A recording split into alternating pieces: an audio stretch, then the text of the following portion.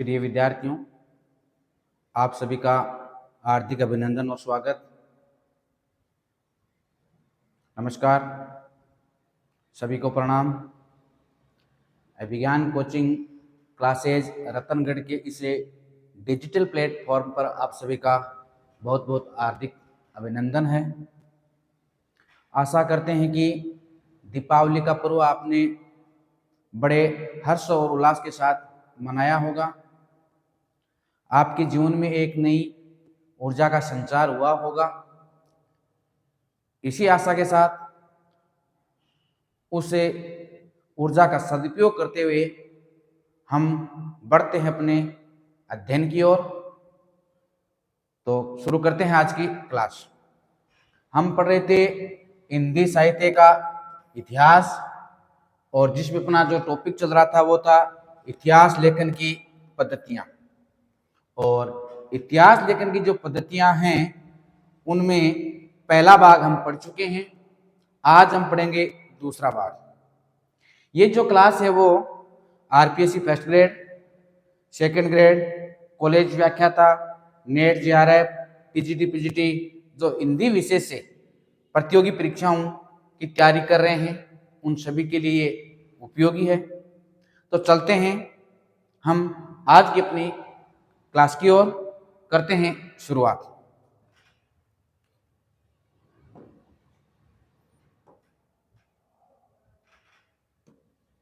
हम पढ़े थे हिंदी साहित्य के इतिहास लेखन की पद्धतियां। इतिहास लेखन की प्रमुख पद्धतियां।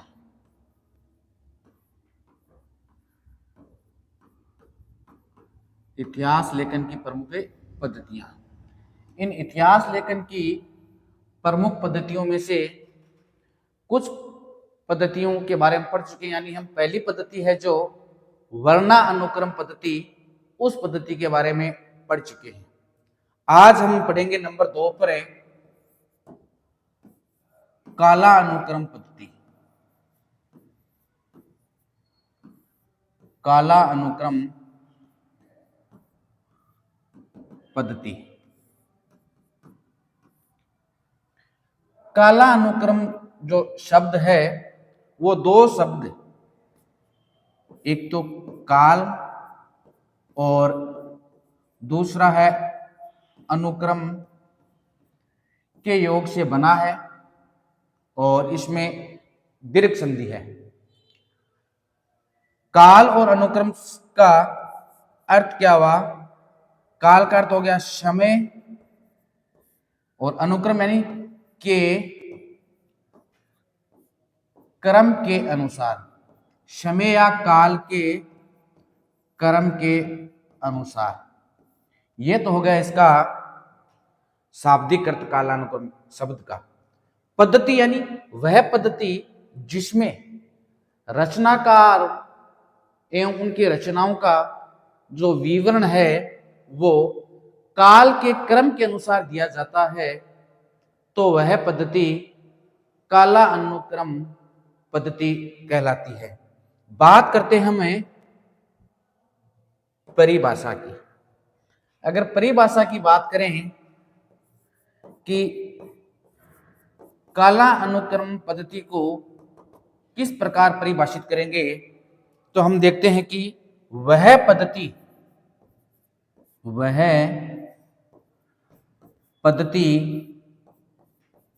जिसमें इतिहासकार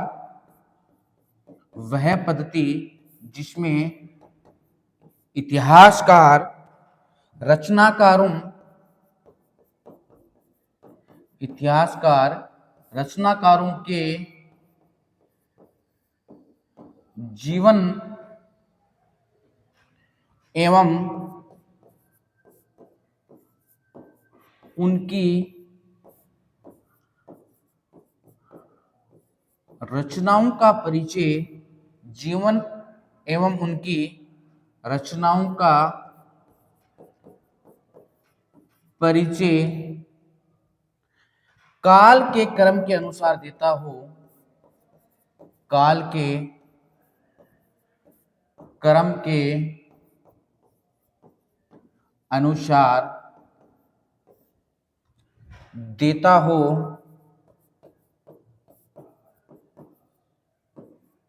तो उसे कालानुक्रम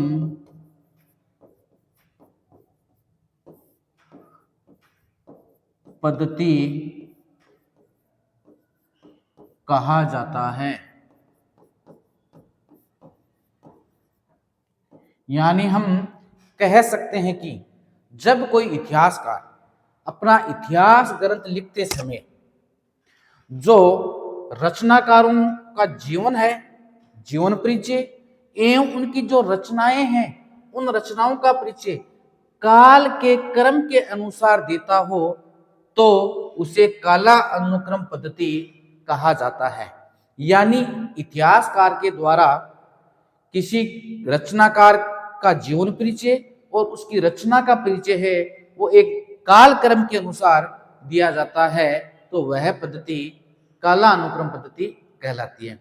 जिस प्रकार हमने पढ़ा था कि जो वर्णानुक्रम पद्धति है उसमें रचनाकारों एवं उनकी रचनाओं का परिचय वर्णों के क्रम के अनुसार दिया जाता है, जबकि काला अनुक्रम पद्धति में वही परिचय काल के क्रम के अनुसार दिया जाता है।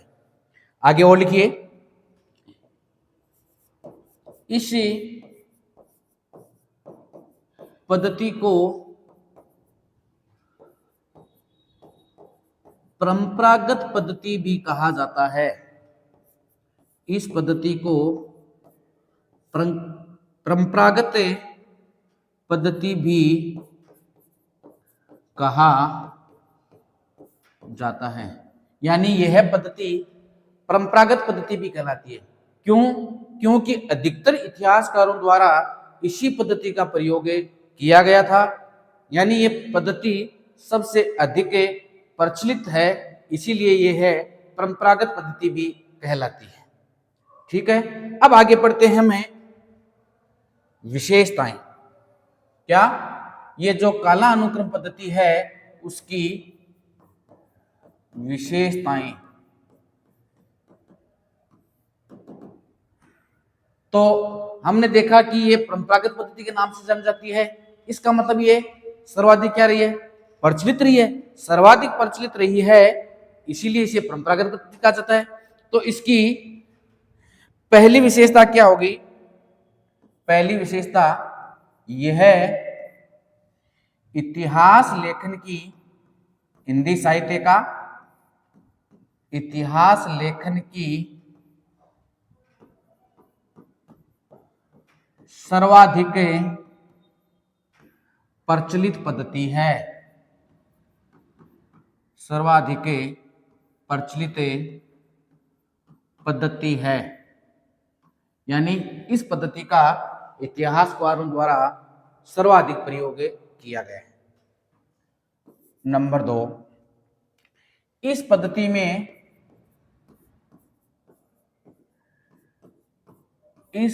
में कवियों और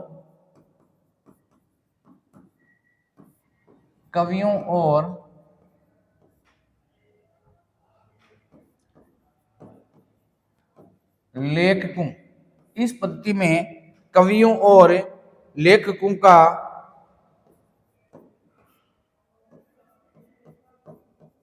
परिचय, लेखकों का परिचय उनके जन्म वर्ष के आधार पर, जन्म वर्ष के आधार पर दिया जाता है।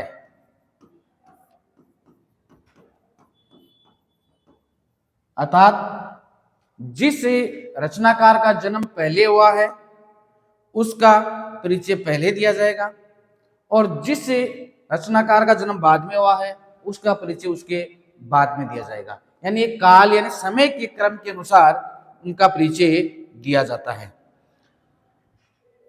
बात करें 3 नंबर विशेषता की, यह मनोवैज्ञानिक पद्धति है।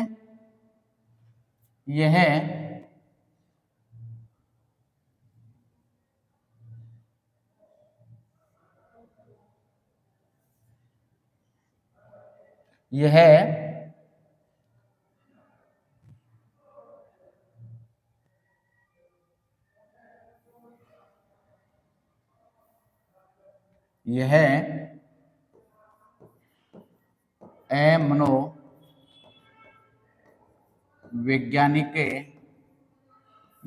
मनोवैज्ञानिक पद्धति है।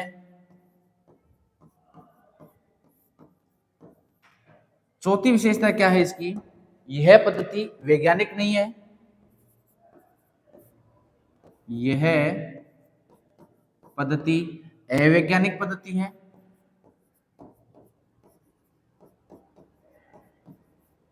अवैज्ञानिक पद्धति है। तो पहली विशेषता हमने क्या देखी कि ये इतिहास लेखन की सर्वाधिक प्रचलित पद्धति है। इस पद्धति में कवियों और लेखकों का जो परिचय है वो उनके जन्म वर्ष के आधार पर दिया जाता है। ये मनोवैज्ञानिक पद्धति है, ये पद्धति अवैज्ञानिक है। और अलग बात देखें तो हम कह सकते हैं क्या कि इस पद्धति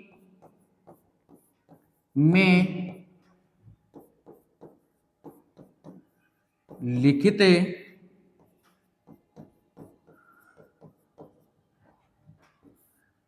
इतिहास ग्रंथों को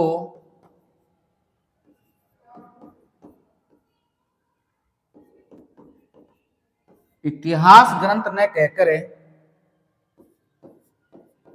इतिहास ग्रंथ न कहकर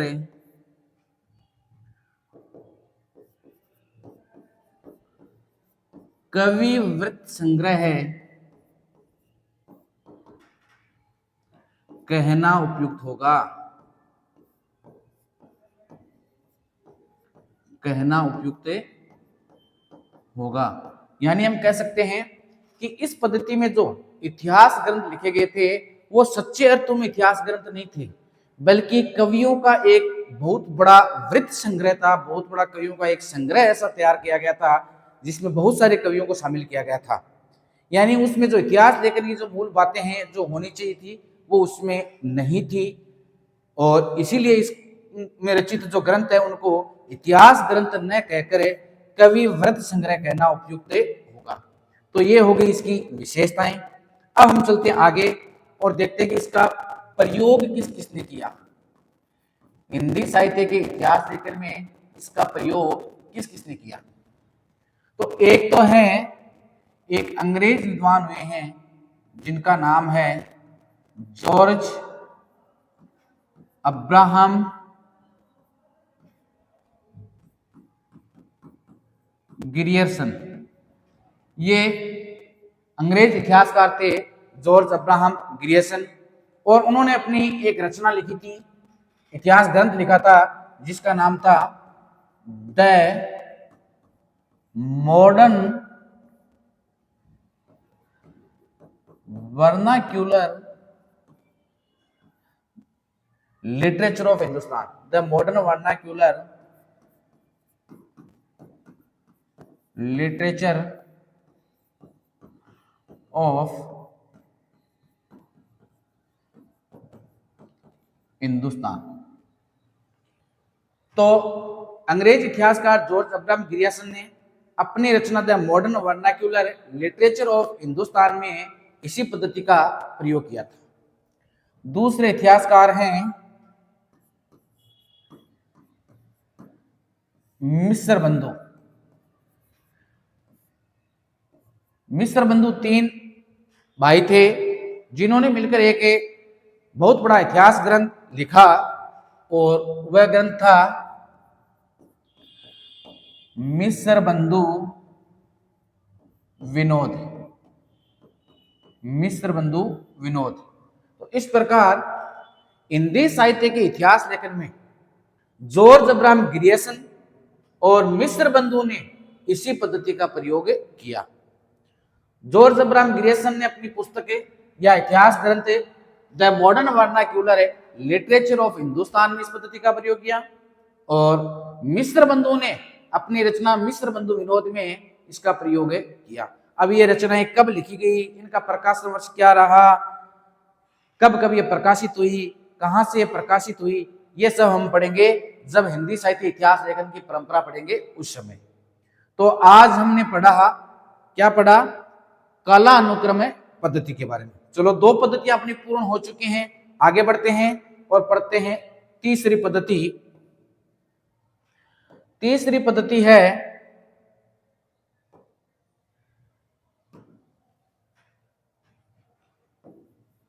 वैज्ञानिक पद्धति।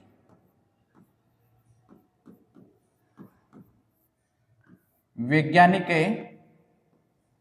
पद्धति, देखिए नाम से पता चलता है वैज्ञानिक, यानी ये जो वैज्ञानिक शब्द है वो विज्ञान शब्द में इक प्रत्यय के योग से बना है और जिसका अर्थ है विज्ञान से संबंधित है, जो विज्ञान से संबंधित है, जो अर्थात वह पद्धति जिसमें विज्ञान सम्मत तथ्यों का प्रयोग किया जाता है, इतिहास लिखने में तथ्यों का सही उचित प्रयोग किया जाता है, वह पद्धति वैज्ञानिक पद्धति कहलाती है। बात करते हैं इसकी परिभाषा की कि वैज्ञानिक पद्धति किसे कहेंगे। तो देखिए परिभाषा में लिखेंगे हमें, वह पद्धति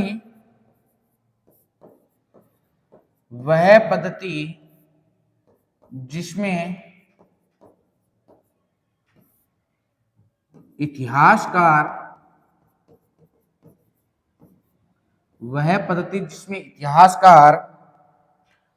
तटस्थ रहकर, अर्थात किसी प्रकार का वो हस्तक्षेप नहीं करता है, तटस्थ रहकर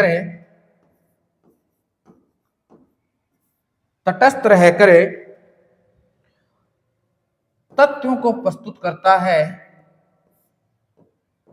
तथ्यों को प्रस्तुत करता है, अर्थात जिस पद्धति में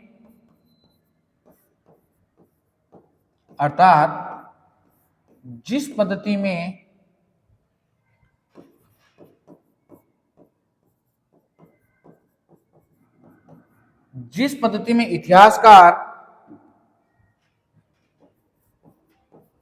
अपने मत या विचार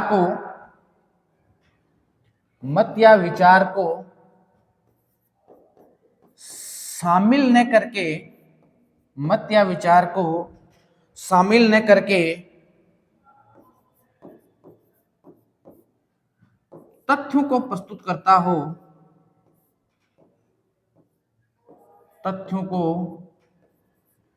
प्रस्तुत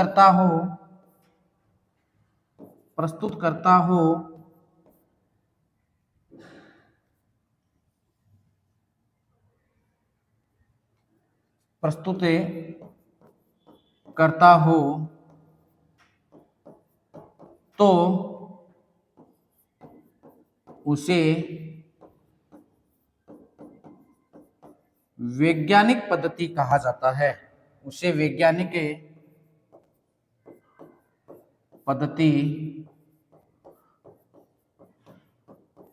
कहा जाता है।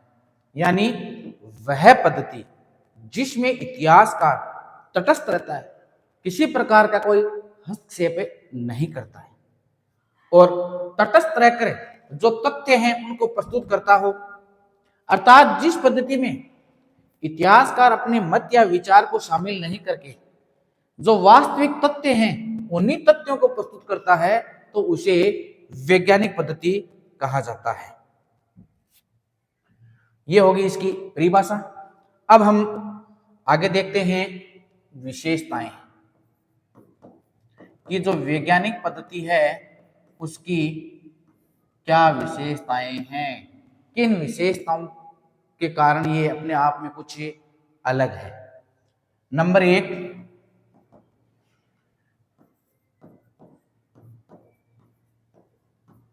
इस पद्धति में तथ्यों का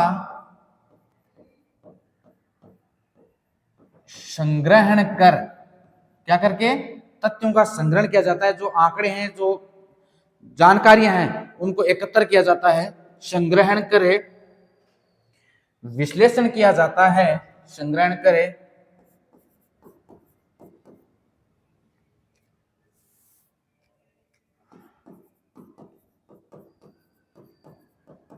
विश्लेषण किया जाता है तथा निष्कर्ष प्रस्तुत किए जाते हैं, निष्कर्ष प्रस्तुत किए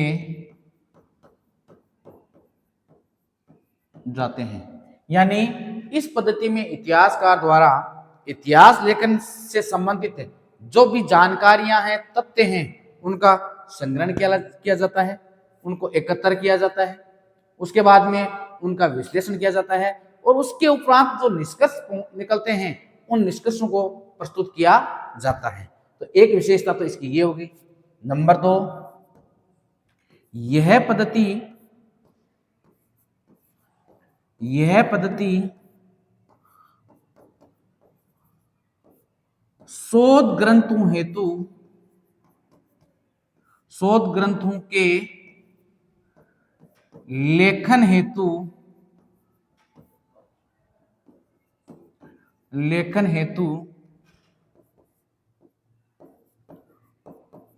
उपयोगी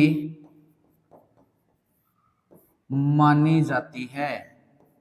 यानी कि हम कह सकते हैं कि यह जो वैज्ञानिक पद्धति है वो इतिहास ग्रंथों के लिए उतनी उपयुक्त नहीं है जितनी जो शोध ग्रंथ है उनके लिए उपयोगी है।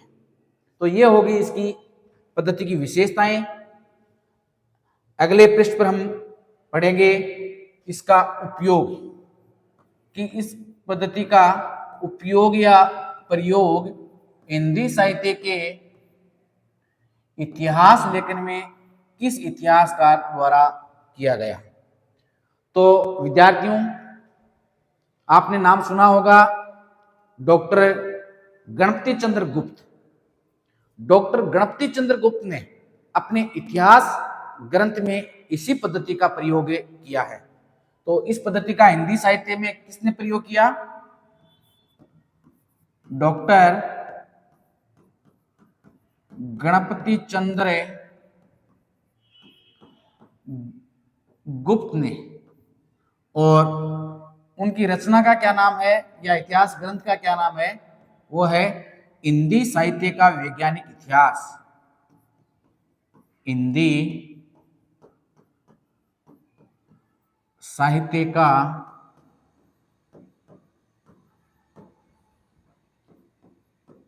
वैज्ञानिक इतिहास। इस ग्रंथ में इन्होंने इसी वैज्ञानिक पद्धति का प्रयोग किया है। तो आज हमने जो पढ़ा उसका एक बार रिवीजन कर लेते हैं।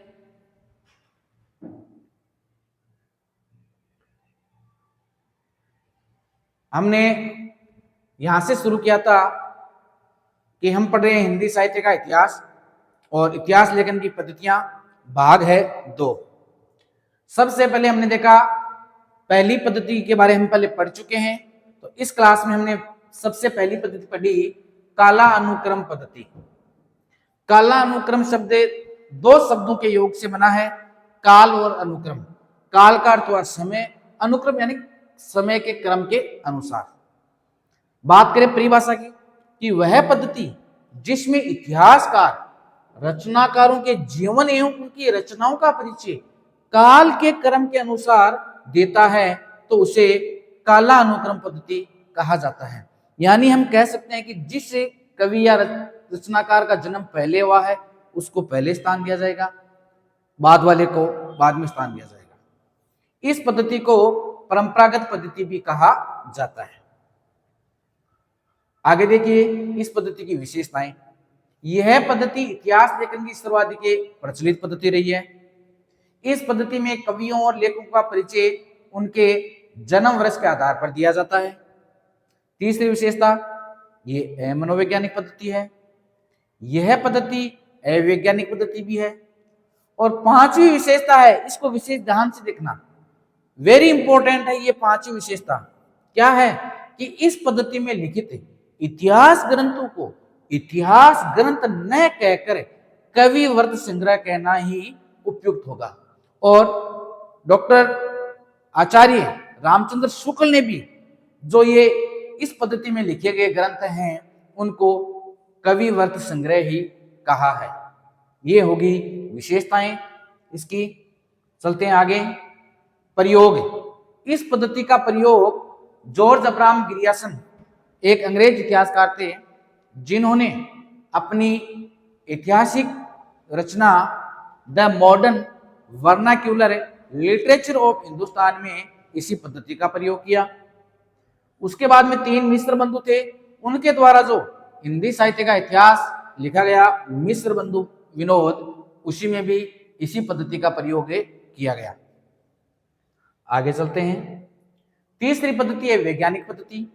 वैज्ञानिक शब्द विज्ञान जो शब्द है उसमें एक प्रत्यय के योग से बना है जिसका अर्थ है विज्ञान से संबंधित है। जो बात करें परिभाषा की, नाम से पता चल रहा है कि वह पद्धति जिसमें इतिहासकार तटस्थ रहकर तथ्यों को प्रस्तुत करता है।